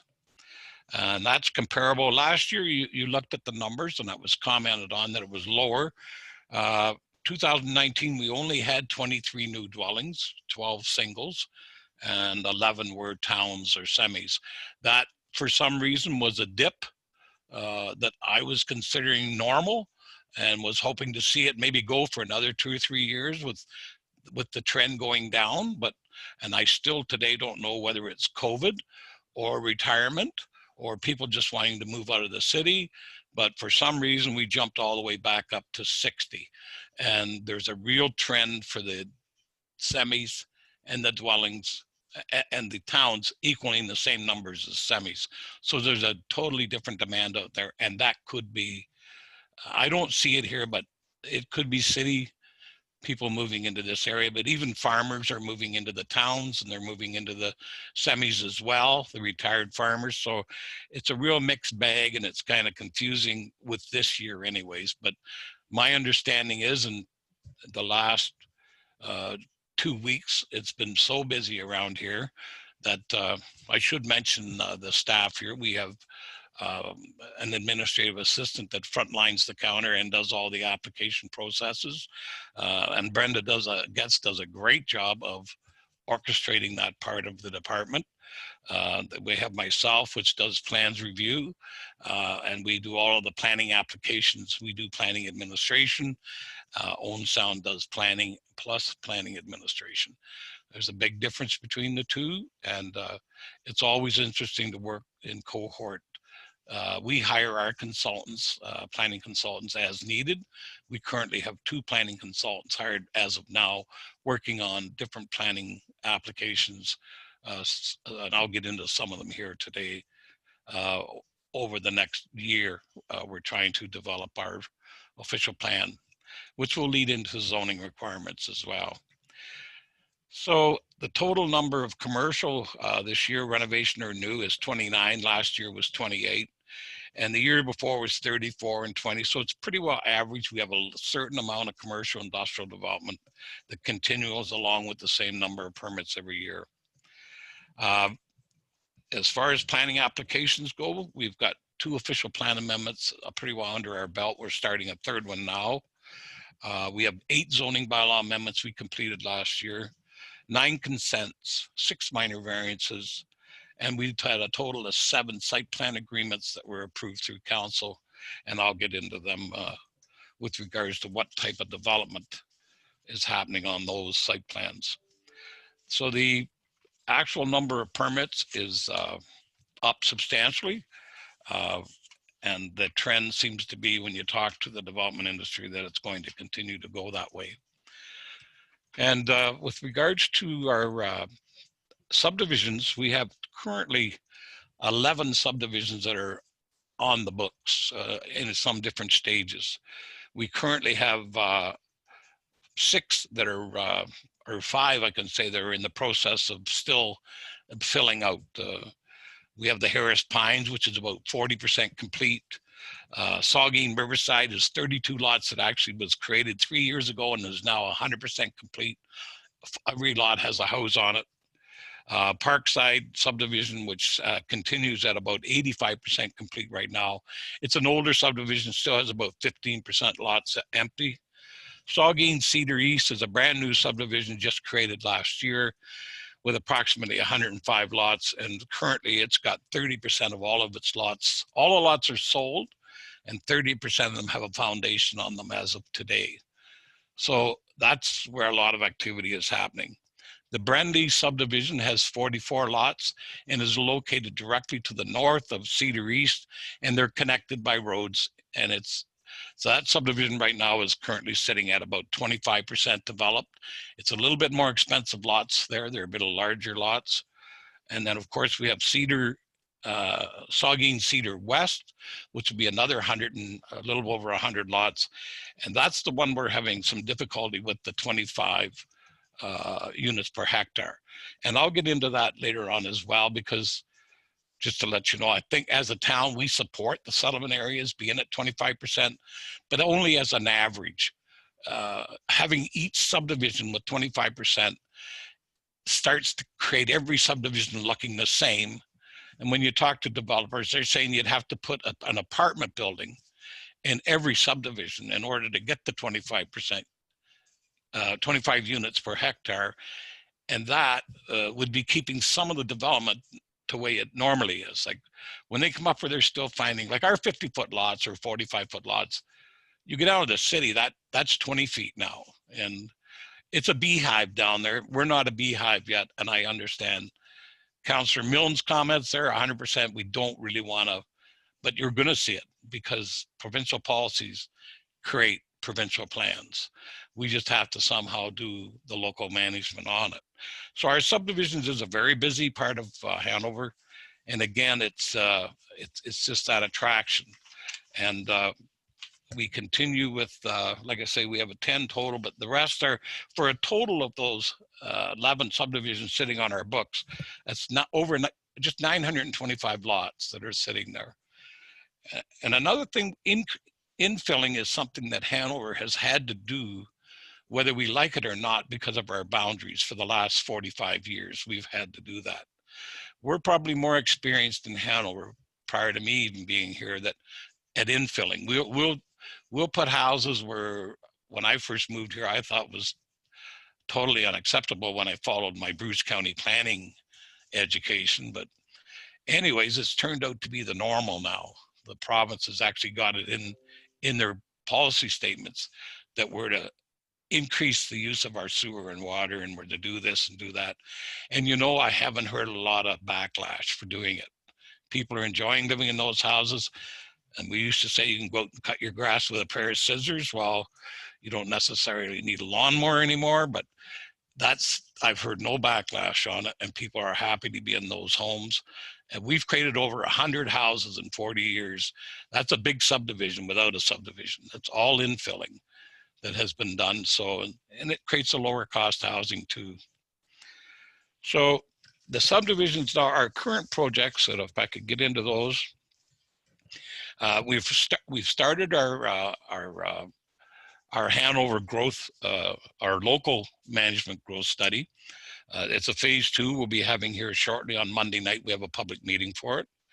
It also supports our official plan amendment number 3, which we're looking at what we call special policy areas. And Randy's quite familiar about that. We got this land given to us in 2000 during restructuring, of which was full of hydro corridor, swampland, hazard lands, rivers, you name it. It's just everything but everything other than developable lands. They gave us 1,000 acres that had 100 acres maybe developable. So now we're going to study that and make sure that we come up with, and we are showing that there's less lands available with our current studies. We are ready to go to a public meeting here within the next month on those SPA lands.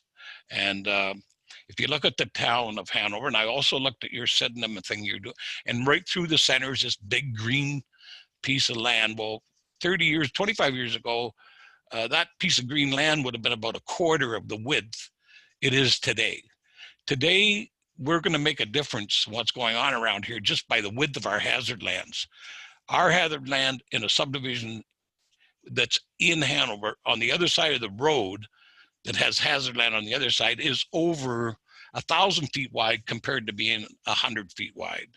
And that's just the nature of the beast, because the definition of the hazard lands changed on us and caused a lot more problems for us. So this study is in place. It's our #1 current project in my mind. Of course, our #2 project is we have the 128 bed long-term care. We've been working very hard at getting it started and very hard at finding the services for it.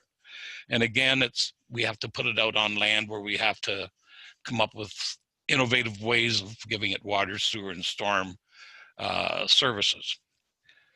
Down in our industrial park, we have a couple of new things happening. There's a new power store wanting to build there in the next year. We have 4 new cannabis retails. I imagine Owen Sound's probably got one already.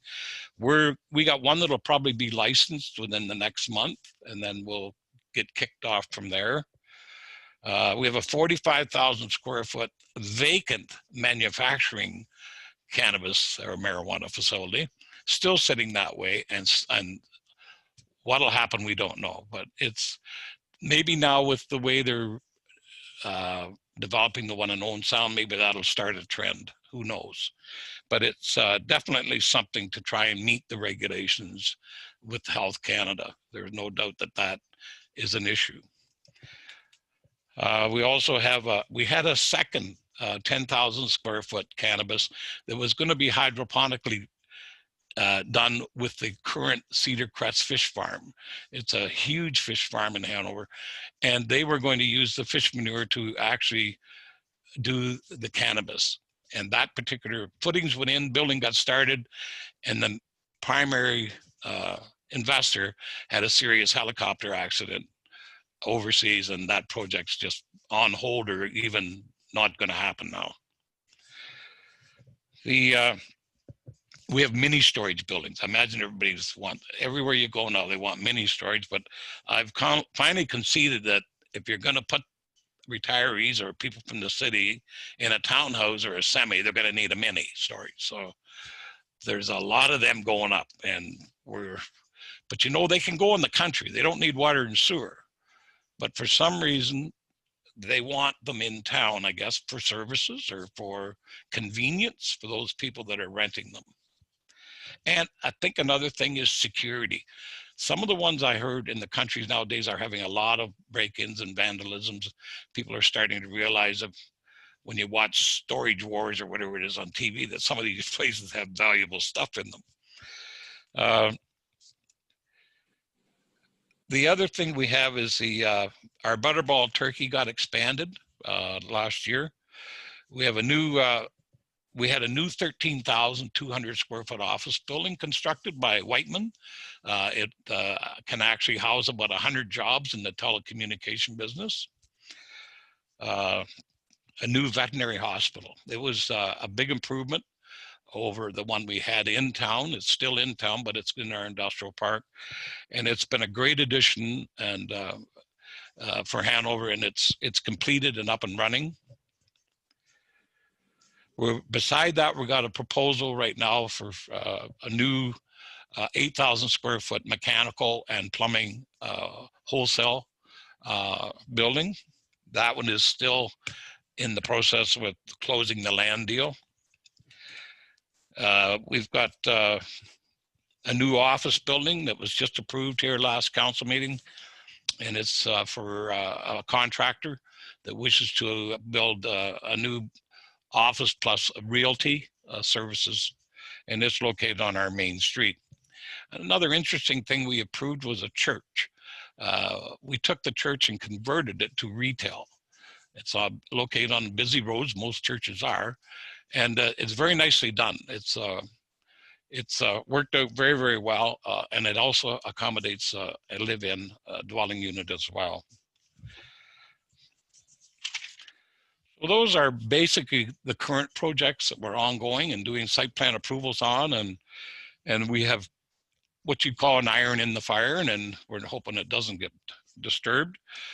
Future projects we're looking at, and they've been ongoing for quite some time, as Pam indicated in her thing. There's some things just keep on the burner; they don't go away. We have a regional car dealership who's looking for 7 acres. That's like looking for a needle in a haystack when you take the town of Hanover. 7 acres is our primary problem. We have lots of, maybe not lots, but we do have commercial development that can happen on smaller lots. Anybody coming here with a big box or large regional type area, they're very, very difficult to find without assembling lands, putting lands together. And when you do that, you usually cause some sort of concerns amongst the neighborhood, whether it's commercial or residential. We have a Hope Church. They went through 4 years of official plan zoning and fighting with the neighbor on minimum distance separations, which we know they don't apply to a settlement area, an urban area, but our council has chosen to work in cooperation with our abutting farmers, which we do. And but anyways, they finally got approval to go ahead, and they've delayed it now. Yeah, they're not going to start anything for another 2 years. And it's interesting to note that, again, it's those things that are changing in the settlement areas. Is JDSS. This is a big story for Hanover. It's our empty high school. We currently have a developer in town that's already been to a planning advisory meeting. He's looking at his concept plan on the 11 acres is to take, we're going to extend 7th or 5th Avenue from 6th Street to 7th Street, which will actually give us a piece of road that we need or we require to take some of the traffic off the busy 7th Avenue. And it's got a sewer already underneath it, so we don't really have to go looking for some of the services. But that will actually divide the property into a subdivision on one side that'll have some singles, and it'll also have some multiple residential like towns or semis. The other side of the road now will leave the old school, which is going to be repurposed for 120, and they want to call them affordable housing. Well, we all know, and I know that's a big part of your project, and but where the settlement areas are going to see this is affordable housing depends on how much the rent is and what are you going to give for that rent. Are they going to have a room to sleep in where they share the washroom and share a dining area, a TV area, or are they going to try and put that all in each apartment again? That's when they don't become affordable anymore. So they're really looking at this, designing it, and trying to make sure that we can put together something that's affordable, attainable. And I had the luxury, and I've told a few people, maybe I've even told you, I had the luxury of going through the Hanover Inn, which is our old, now called the Forum on the main street of Hanover, with regards to a fire in the basement and people adding apartments to it. And in there is truly your homeless, the people that are actually needing a place to live, and they're not fussy. I can tell you that. I had the luxury to watch for a whole day of trying to unload this building, trying to make sure it's safe with the fire department and the police department, and watching these 21 or 22 tenants. The looks on their face was just something that you could see they were scared. They didn't know what they're going to be doing. They didn't know where they're going to end up at the end of the day. And they knew the modus operandi here was to shut the building down for safety reasons because of the fire in the basement that day. It ended up, we had a night watch put on the building, and they were allowed to reoccupy some 4.5 hours later. But for me to visually watch that, your job here is really big at what you're trying to achieve, and I hope you do achieve it. But if you look back 30, 40 years ago, we were probably housing certain people that way at that time too, in group houses or apartments that were constructed like that. I remember them as a child growing up in Owen Sound, that's just the way they were. They shared washrooms. I had friends that lived in them. So that's our thing. JDSS is, well, I don't know if it'll start this year, but a lot of planning is happening. We also have a multi-residential that wants to happen. The land deal hasn't closed. It's going to be a huge project for the town. Our CIP is in place now, and I'd like to thank the county and Randy and Scott and all them for their leadership in Savannah as well. I see her name on here somewhere. But we really do need incentives here as much as they do it in the city. And you know, they've been doing them down there for a lot longer than we've ever thought about doing it here. But our mindset now is that if you want the development to happen, you got to make it happen with a payback that'll come in 2 or 3, 4 years down the road and help pay everything back. And don't let that property sit there and continually be vacant for the next 20, 30 years. So our CIP is helping along with that. And that's our major future projects that we're looking at. We have other ones, and now I'd like to talk about the constraints. If I can just have a couple of minutes, I'm a bit over time here. I think our land mass is our #1 problem. If you look at a county map, we're just a postage stamp. And yet we represent the second most place for creating employment, jobs. We have a lot of jobs in town. And of those jobs, 50% of those people don't even live in Hanover. They live around Hanover. And that's a big number. So we had, earlier on, we did another study in about the year 2000, and we had an awful problem with Walmart. For 6 years, they tried to get a permit from 1994 to 2000 between 2 municipalities, and with the county, they finally built in 2001. And that is something for a private company like First Pro or Walmart to spend that much time, but I guess it was normal. But they did finally get permission to build after a lot of roadblocks put in its way, not just from planning and government rules, but also between fighting with the owner of the County Fair Plaza and Zellers and all that stuff. I finally opened my eyes there to say, really, you know who's running this world as far as zoning goes, and that's the industry will put covenants on each other that they can't do this and they can't do that. And that really ties the hands of people trying to develop. So our 2000 study that we did showed Hanover was really lacking in commercial lands, especially large parcels.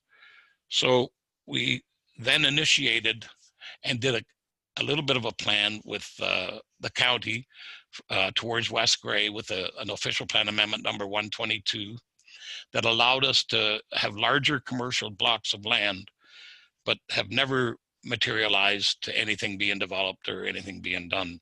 And that was a very long, collaborative approach to trying to have developable land outside the boundaries of Hanover. What really kicked off a lot of our issues, the constraints, was that we had other industries looking in town for this larger parcel of land, 4 to 7 acres, let's say. We lost an insurance company that had 23,000 square foot new office building and 70 jobs, all well-paying jobs, ended up going to listable. We had a Home Depot all ready to start with a new 40-40 split pilot project, means 40 indoors and 40 outdoors, of a new type of hardware store, lumber store. They went on to Perry Sound with their pilot project, primarily with not being able to find a site. Those are 2 major ones. Our Canadian Tire here, I can tell you, I was here and watched them. They tried 3 times with hearings and site purchases to get 5 acres, which they finally built, I think, in 1998. There currently are unusable lands. We've developed them and expanded them right to our boundaries. Like we're exhausted, we're done now. And that's why, and when you reach those hazard lands, that's when the brakes go on. Nowadays, you don't go. You used to be able to kind of muscle or work your way into them with some agreements with the conservation or M&R, MOE. Nowadays, the hazard boundary is the hazard boundary, and they're really wide. They're not narrow anymore. In those hazard boundaries, we have a lot of things like the heritage features, which, and Randy touched on that, nasty little endangered species. Doesn't matter what we do in town, because I don't think we're 5 kilometers wide. Every new application has a dot on your map, and they do a 5-kilometer radius. And if there's one endangered species in that 5-kilometer radius, you have to do a study, or would they like you to do a study? And they won't tell you what the endangered species is either, or where it is, because there's been some, I guess, recourse to, or people trying to eliminate those endangered species. So it's a secretive thing you can't find out. But it really is a problem for Hanover. We had a meeting with M&R to try and resolve this, and we really never got anywhere on it, and we'll keep pushing that issue. As far as the settlement area goes, as I said earlier, Hanover will support the 25 units per hectare. We need to do that with our JDSS. We need to do it with our other people coming to town for residential, but it can't be on a per subdivision basis. It just creates subdivisions that'll start looking like Councillor Mullen said again, it'll look like probably the city of Toronto. And I don't think we want that. The intensification is now 15%. I thought it was 10. And I don't have a problem with that, because we've always been good at doing our intensification. So that's my take on development and constraints on developments. So if there's any questions, Mr. Chair, I'd be pleased to answer them. And again, I'd like to thank my staff for the last 2 weeks anyways, of these crazy COVID and permits coming in like you wouldn't believe. I imagine you're seeing the same thing in Owen Sound. It's just unbelievable with this January 12th date of what happened to our offices, and then being kicked out of your want to work from home type of thing. So it's been challenging, I can put it that way. And that's why I'm verbal today too. So any questions, Mr. Chair, I'll be pleased to answer them. Okay, thank you, Don. Appreciate that. It was a good presentation. There's a couple of things I was thinking about as just listening to you talk, and you know, when you talk about the losses, it reminds me of when we lost PPG, and I think at one point there was 700 or 800 people working there, and then more recently we lost Monroe, and for whatever reason, and I'm just saying this on a positive side, it has a way of turning itself around, and I think we're starting to see all of that come to fruition now. One of the things that you mentioned was, you know, you're always talking about the land mass as being a problem, but you're heading towards a public meeting, and I'd be interested to know, I don't know if you want to answer this or Warden Hicks, but what's the idea of having a public meeting, and what's your long-term goal there? The public meeting is required under the Planning Act whenever you do an official plan amendment. So we're following through on our regulatory requirements to have this public meeting. We're also having another meeting with regards to our growth management phase 2. That's coming up this Monday night. And then on top of that, when we get ready for the official plan amendment, that'll be for the SPA, which is special policy area. We have 4 special policy areas. We inherited those when we did our official plan amendment in 2001, after we annexed these lands from West Grey. We didn't annex, we restructured it, but they actually came from Bennick into the town of Hanover. So we were required, usually you're required within a year when you have lands moved into your municipality to redo the zoning and the official plan and bring it into the municipality. Like right now, when our annexation or our restructuring rules said, the zoning will stay in place and the official plan will stay in place until such time as it's been redone by the town. And that's why we did them. So rather than do the studies back then, Chair O'Leary, we just put them into a special policy area, and now we're doing them some 20 years later. So that's what we're doing. Okay, so Warden Hicks, now that Don has brought up the first dirty word, annexation, and I'm thinking amalgamation, and what is council, do they have the appetite to look towards something like that? You know, when I hear his presentation of all your subdivisions that are 40 or 50% full and nowhere to go, at what point is council going to have to look into those dirty words? Thank you, Mr. Chairman. Our CAO is with us, so maybe I'll let Brian chime in at this point. Sure. Thank you. Mr. Chair, just for clarification first, the meeting on Monday, the 18th at 4 p.m. is a special meeting of council. It's not a public meeting. So, and the purpose of that meeting is to get an update from our consultants with respect to the growth plan phase 2. At this point, our consultants have been engaged for about a year, and they've completed a review of the special policy areas, including environmental assessments. They've also completed quite an extensive consultation with the counties, both Grey and Bruce, as well as Brockton, and we've attempted to engage West Grey. However, they haven't responded to, at this point at least, they haven't responded to our invitations to sit down and discuss our issues. So we've also engaged our MPPs as well as the MSO Office of Municipal Affairs and Housing in London. So there's still work to do. And at the end of that work, there will be some, it's already starting to formulate some of the options that are available to the town of Hanover. But at this point, council hasn't been asked to determine a definite path forward. So that'll happen, I would think, within the first quarter of this year, and then we'll go from there. Okay, thanks, Brian. Committee, is there any other comments or questions for Don Tedford?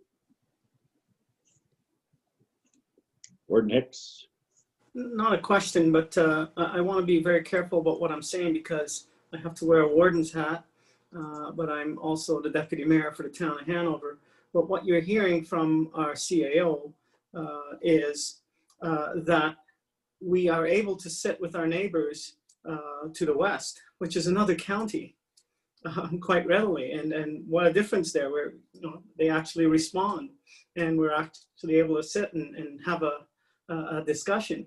But we're not able to do that with a neighbor that's in our county. That is troublesome. And I know that it's a difficult subject, but there may be a role for the county in that, because we're in the same county, but we can't sit down with a neighbor in the county. That's problematic.